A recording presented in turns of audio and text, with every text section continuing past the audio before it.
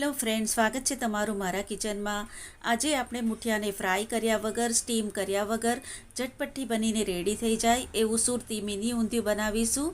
તો માત્ર 15 મિનિટમાં બનીને રેડી થઈ જાય એવું સુરતી મિની ઊંધિયું બનાવવાનું શરૂ કરીએ। ઊંધિયાનો મસાલો બનાવવા માટે અહીંયા મેં 6 થી 7 તીખા લીલા મરચાં, 10 થી 12 લસણની કળી, 2 ટેબલસ્પૂન કાચા સિંગદાણા, 1 મોટો ટુકડો આદુનો ચોપ કરીને લીધો છે, લગભગ 2 થી 2.5 ઇંચ જેટલો, અને 100 ગ્રામ લીલા લસણનો વ્હાઈટ ભાગ લીધો છે। આ બધું મિક્સર જારમાં નાખીશું। 2 ટીસ્પૂન મીઠું નાખીશું। 2 ટેબલસ્પૂન લીલા ધાણાની દાંડીને બારીક ચોપ કરીને લીધી છે એ નાખીશું અને આને ગ્રાઇન્ડ કરીશું। આને મેં થોડું દરદરું ગ્રાઇન્ડ કરી લીધું છે। એમાં 1 કપ જેટલા લીલા ધાણા નાખીશું અને 1/2 કપ બારીક કાપેલું લીલું લસણ નાખીશું। અહીંયા મેં લીલા લસણના એકલા પાન લીધા છે। આને પલ્સ બટન દબાવીને દરદરું ગ્રાઇન્ડ કરીશું। લીલો મસાલો બનીને રેડી થઈ ગયો છે, એને એક બાઉલમાં કાઢી લઈએ। એમાં નાખીશું 3 ટેબલસ્પૂન સૂકા ટોપરાનું ખમણ, 2 ટેબલસ્પૂન સફેદ તલ, 2 ટેબલસ્પૂન ખાંડ, 1 ટેબલસ્પૂન ધાણા જીરુંનો પાવડર, 1/2 ટીસ્પૂન હિંગ, 1/2 ટીસ્પૂન હળદરનો પાવડર, 1/2 ટીસ્પૂન કાળા મરીનો પાવડર અને 1/2 ટીસ્પૂન ગરમ મસાલો નાખીશું। મસાલો બરાબરથી હલાવીને મિક્સ કરીશું। 1 ટેબલસ્પૂન તેલ નાખીને બરાબરથી હલાવીને મિક્સ કરીશું। આ ઊંધિયાનો મસાલો બનીને રેડી થઈ ગયો છે। અને તમે ફ્રીજમાં 2 થી 3 દિવસ અને ફ્રીઝરમાં 1 મહિના સુધી સ્ટોર કરીને રાખી શકો છો। અને જ્યારે ઊંધિયું બનાવવું હોય ત્યારે આનાથી તરત જ ઊંધિયું બનાવીને રેડી કરી શકો છો। કુકરમાં 6 થી 7 ટેબલસ્પૂન તેલ નાખીશું। ઊંધિયામાં થોડું તેલ વધારે જ હોય છે, પણ તમે તમારા હિસાબથી ઓછું વધતું નાખી શકો છો। 1 ટીસ્પૂન અજમો, 1/2 ટીસ્પૂનથી થોડીક ઓછી હિંગ અને 2 ચપટી જેટલો કુકિંગ સોડા, ખાવાનો સોડા નાખીશું। 1/2 કિલો સુરતી પાપડી લીધી છે, એને સારી રીતે સાફ કરી લીધી છે અને એના થોડા મેં દાણા પણ કાઢી લીધા છે, તમે જોઈ શકો છો। મીઠાવાળા પાણીમાં 10 મિનિટ માટે ભીજાવીને રાખી હતી, જેથી પાપડી બરાબર સાફ થઈ જાય। એકવાર સાફ પાણીથી એને ધોઈને લીધી છે, એ અંદર નાખીશું। 1/2 ટીસ્પૂન હળદરનો પાવડર અને 1 ટીસ્પૂન મીઠું નાખીશું। બરાબરથી હલાવીને મિક્સ કરીશું અને આ રીતે કુકરનું ઢાંકણ ઉપર મૂકીને ધીમા તાપે 8 થી 10 મિનિટ માટે પાપડીને કૂક કરીશું, કેમ કે એને કૂક થવામાં થોડો ટાઈમ વધારે લાગે છે। મેથીના મુઠિયા બનાવવા માટે બાઉલમાં 1/2 કપ ઘઉંનો ઝીણો લોટ અને 1/2 કપ ઘઉંનો કરકરો લોટ નાખીશું। જો તમારી પાસે ઘઉંનો કરકરો લોટ નહીં હોય તો તમે 1/4 કપ ઘઉંનો ઝીણો લોટ અને 1/2 કપ જેટલી સૂજી અંદર નાખી શકો છો। અને સાથે 3 ટેબલસ્પૂન જેટલો ચણાનો લોટ નાખીશું। 1 ટેબલસ્પૂન જેટલું તેલ નાખીશું અને તેલને લોટમાં બરાબરથી મિક્સ કરીશું। 1 ટીસ્પૂન મીઠું, 2 ટીસ્પૂન ખાંડ, 1 ટીસ્પૂન સફેદ તલ, 1/2 ટીસ્પૂન કાળા મરીનો પાવડર, 1/2 ટીસ્પૂન અજમો, 1 ટીસ્પૂન ધાણા જીરું પાવડર, 1/2 ટીસ્પૂન લાલ મરચું પાવડર, 1/2 ટીસ્પૂન હળદરનો પાવડર અને 1/2 ટીસ્પૂન હિંગ લીધી છે, એ અંદર નાખીશું। 1 ટીસ્પૂન તીખા લીલા મરચાંની પેસ્ટ, 1 ટીસ્પૂન આદુની પેસ્ટ, 1/2 ટીસ્પૂન લસણની પેસ્ટ અને 1/2 ટીસ્પૂન શેકેલા જીરાનો પાવડર નાખીશું। મસાલા લોટમાં બરાબરથી મિક્સ કરીશું। 1/2 કપ બારીક કાપેલી મેથીની ભાજી નાખીશું।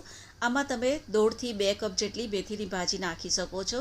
ભાજી જેટલી વધારે નાખશો એટલો સરસ ટેસ્ટ આવશે। 2 ટેબલસ્પૂન જેટલું દહીં નાખીશું। બરાબરથી મિક્સ કરીશું। 1 ચપટી જેટલો ખાવાનો સોડા નાખીશું અને આને બરાબરથી મિક્સ કરીશું। ખાવાનો સોડા અને દહીં નાખવાથી મુઠિયા એકદમ સોફ્ટ બનશે।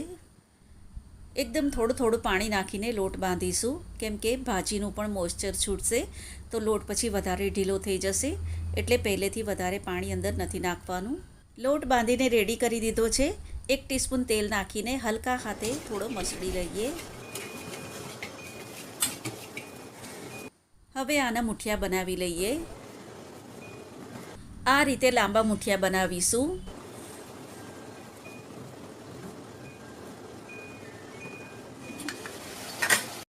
પાપડીને ધીમા તાપે 10 મિનિટ માટે કૂક કરી છે। મસાલો બનાવીને રાખ્યો છે એ બધો જ અંદર નાખીશું।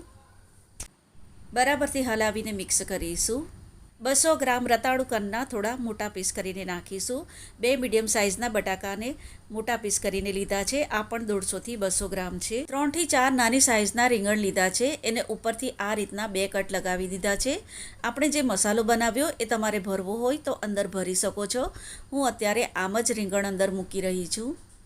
100 ગ્રામ વાલો પાપડી નાખીશું. આને ચડવામાં વધારે વાર નથી લાગતી એટલે હું અત્યારે એને નાખી રહી છું. બરાબરથી મિક્સ કરીશું. હું અત્યારે આમાં શક્કરિયા નથી નાખી રહી. તમારે જો નાખવા હોય તો 150 થી 200 ગ્રામ જેટલા શક્કરિયા આમાં નાખી શકો છો. બરાબરથી મિક્સ કરીને મીડિયમ ફ્લેમ પર 3 થી 4 મિનિટ માટે કૂક કરીશું, જેથી મસાલો બરાબરથી સંતળાઈ જાય. મિક્સર જારમાં મસાલો બનાવ્યો, એમાં 1 કપ પાણી નાખીને લઈ લીધું હતું, એ નાખીશું. બીજું પા કપ નાખીશું. મુઠિયા આપણે બનાવ્યા છે એ ઉપર આ રીતે મૂકીશું. કુકરનું ઢાંકણ બંધ કરીને ફાસ્ટ તાપે 3 થી 4 સીટી સુધી કૂક કરીશું. ઊંધિયાને મેં 4 સીટી સુધી કૂક કરી લીધું છે. કુકર એકદમ ઠંડો થઈ ગયો છે તો ખોલીને જોઈ લઈએ. એકદમ હલકા હાથે એને હલાવીશું.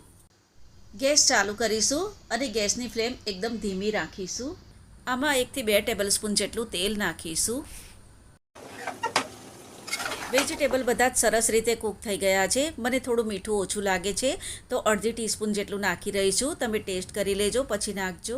1 ટીસ્પૂન ખાંડ નાખીશું અને અડધા લીંબુનો રસ નાખીશું. શાક બધું ચડી ગયું છે તો આને એકદમ હલકા હાથે હલાવીશું. ઉપર બારીક કાપેલા લીલા ધાણા નાખીશું. બારીક કાપેલું લીલું લસણ નાખીશું. આની ઉપર તમે ફ્રેશ ટોપરું પણ છીણીને નાખી શકો છો. મિની ઊંધિયું બનીને રેડી થઈ ગયું છે.